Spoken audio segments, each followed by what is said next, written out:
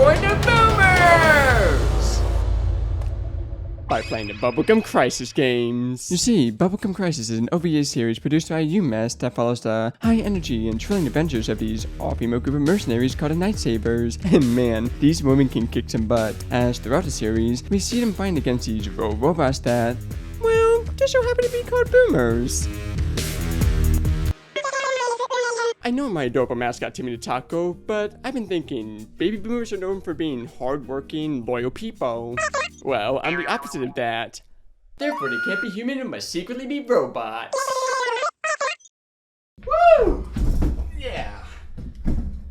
Let's friggin' do this! The first Bubblegum Crisis game is Bubblegum Crash, Night Sabers 2 or 3 4 on a PC engine by Nesasoft with an English translation by these talented folks. And right when we boot up the game, we are introduced for a cast of characters via the game spreading out their personal information. Ooh!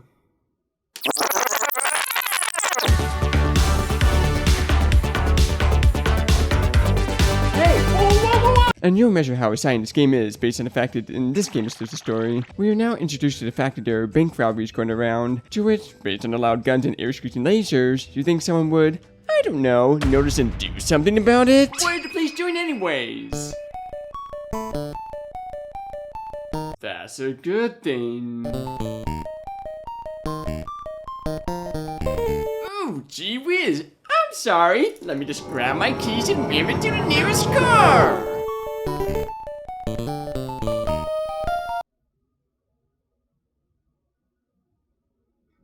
What happened? Give me that eyeglass. I know what it is. It's a car accident. Can your quote-unquote superior intelligence think of that? Anyway, our lovely traffic officer, Nene Romanova, decides to go inside to see if there's any exciting and fun happening around her area. But to her surprise, the police's only concern right now is getting to the bottom of this mysterious glory bank robbery that happened yesterday, prompting Nene to do some detective work on her own. Yeah, that's right. We get to play detective in this game. And there are a whole variety of commands you can do throughout the game, such as looking, hearing, talking, grabbing, putting, moving, using, looking around, and bye! Which is great because we can use in order to sneak to the glory bank, to which we see a couple of kids playing around there. Who knows? Maybe the kids actually heard the loud boom noises that were happening yesterday.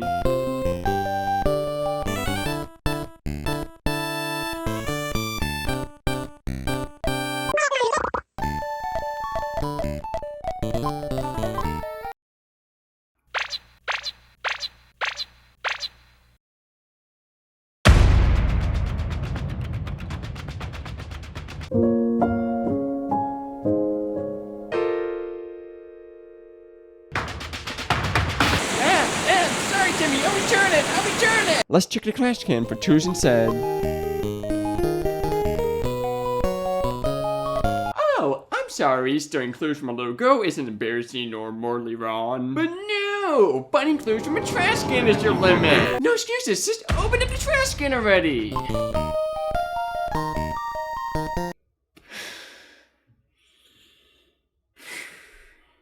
Guys, I swear my hand's moving on its own. I swear. What's happening?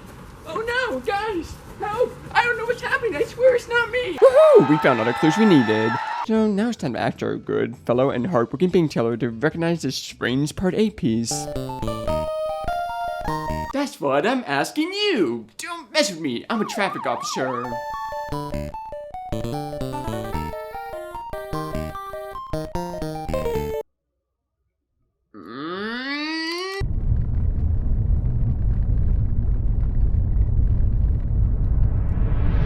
I wish I could get hit by a meter, because now I'm tasked with trying to find what exactly these parts are. But guess what? The game doesn't tell me where to go! I mean, spoiler alert, the game actually does a great job telling you where to go and sometimes teleports you there, but it didn't do it here! What? Oh, I never thought of it like that. Let's go there. Where should you go? You tell me! In the trash can? But it won't be in the trash for long as, hey, I finally found where to go. Slum Street. Yes, that's the name of the street. Dang, I wonder what this street is called. And in the street, there are a bunch of junk shops lined up. And after talking to one, we find out, hey, it's parts for a military battlesuit. So we headed to the factory that made them, and found out these parts are connected to this company called NATO.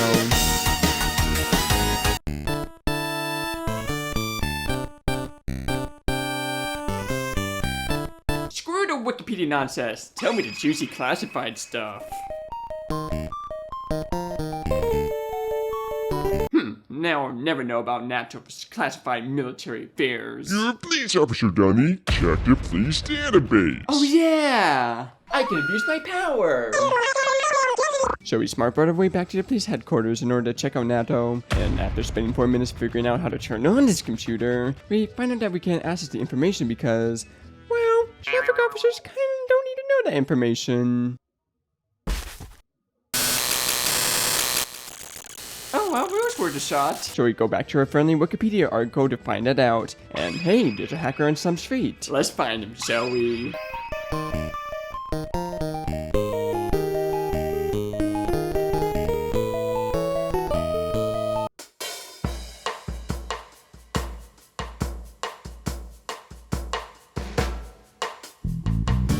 Your turn to play X.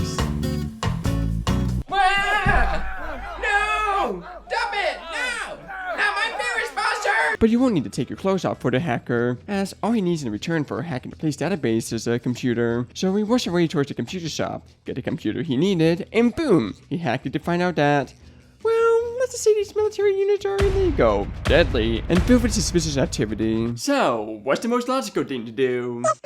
Sleeping and dealing with it the next day. Plot twist, overnight, another bank got robbed. And after some investigating, we find out, besides the $200 billion that were stolen, the zone storage space was broken into. In fact, after checking back with the first bank again, we find out that the zone storage space was broken into there as well. So maybe asking the zone co-president what secret lies behind this safe will give us clues.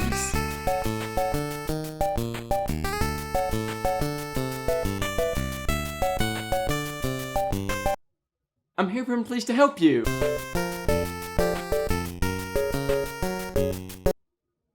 What do you think the robbers wanted to know about your company?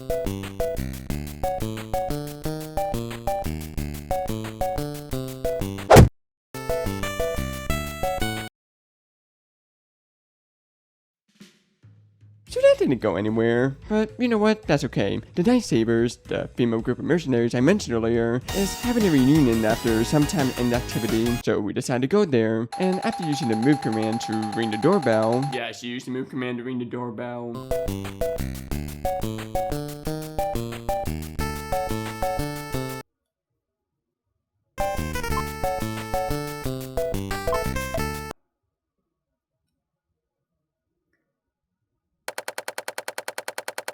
Trying to peek in the shower.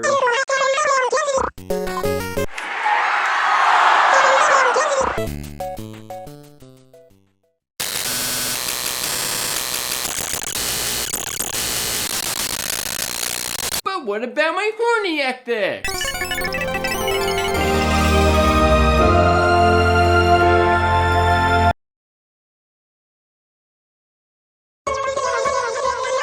Yay, reunion time! To which we find out our friends are pretty much succeeding in life by being a stock market pro and selling CDs for their van while we are, well, delivering stop signs. Anyway, we find out that, hey, Jones stock is rising and making more money than ever. But how? Let's find out! Who knows, maybe finding out the reason will help us figure out what exactly the bag stole from the safe. And after spending some more time and asking around the central stock market, well, they're more concerned with making money than actually caring about why some stock is going up. So back to the slums we should go. So let's ask this guy.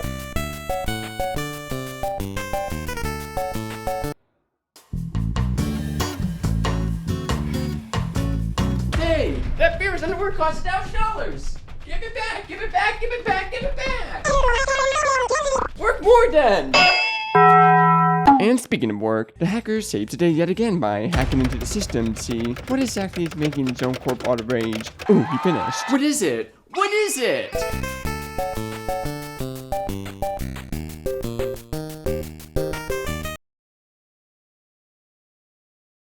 Boomer AI Brains.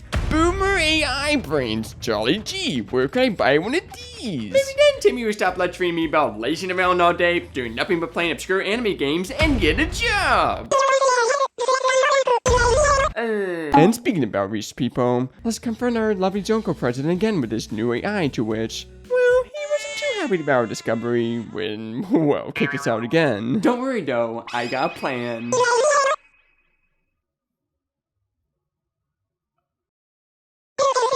That's right, we bug him. Okay, not like I'm a fly, but a listening device that looks like a bug, tech a bug. And after somehow convincing the Junko president to talk to us again, we planted it and, well, let's hear juicy secrets about Zone Corp.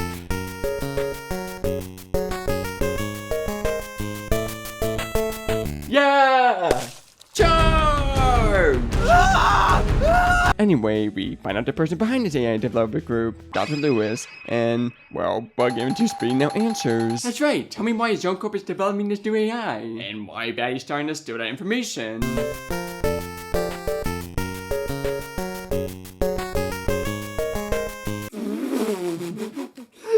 Mortis and Boomer!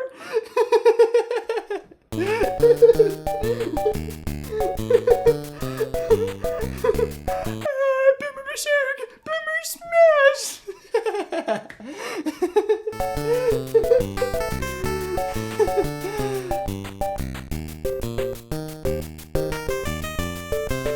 Collecting the 4 parts.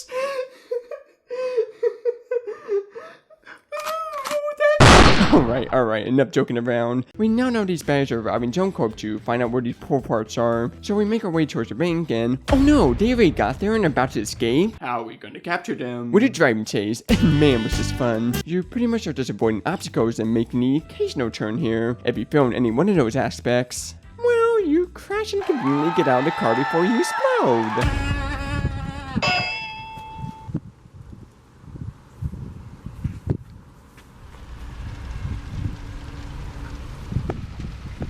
Campfire! And you won't need s'mores for the final minigame after the driving session. You need brain instead, as this minigame has you organizing blocks of road in order to try to bump Pierce and the Boomer together, to which if the Boomer decides to walk off the path due to the hole in the way, instead of stopping, they instead decide to do that.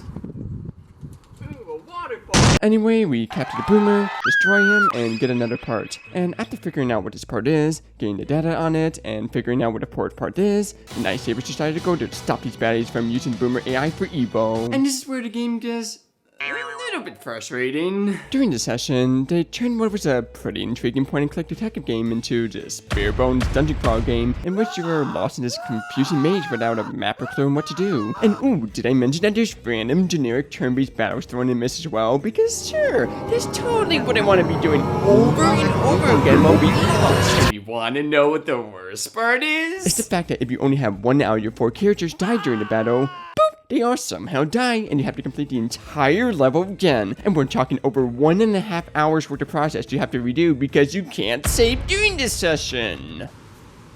Oh, my teammate died. Guess I gotta restart my life now. Thankfully, the characters heal fully after each battle, and you can switch the characters at any time, so it isn't too bad. And after 2 hours of second guessing myself and drawing a map to memorize where the layout is, yes, I did this, we get to the final boss battle, which thankfully was quite easy. I mean, I didn't even change characters in this fight. Boom, credits, boom, see you next game. There was never a next game after this. Huh? What's going on? You're a baby boomer that's here to destroy me for knowing too much. What? How did you know? Your name is Garland. I'm gonna destroy you.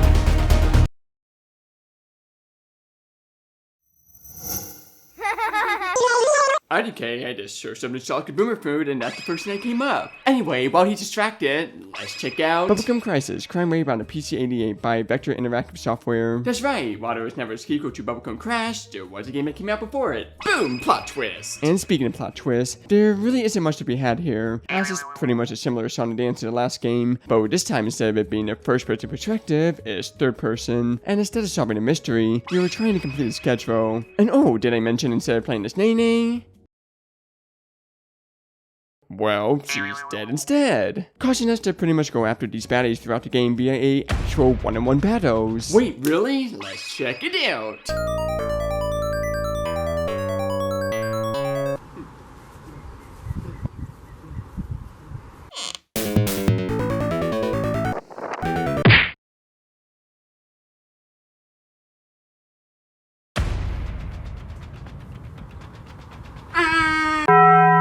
Anyway, these fighting sequences are, well, pretty much what you can expect from an old game like this. You can only shoot one bullet at a time, and if you try running away instead of fighting, not that I tried to do that or anything, boom, the boss teleports right back on you.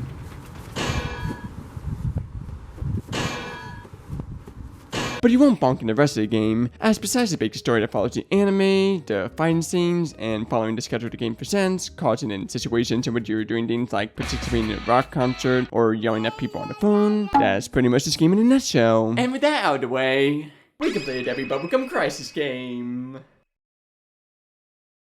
I'm back, ready to die. Generation 2 won't go down that easily.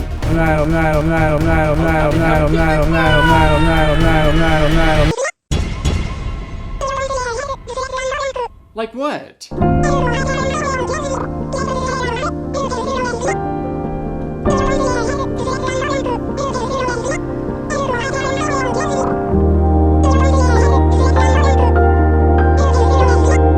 Hello, Gen Z is almost as doomed as millennials. Wait, you hate millennials too?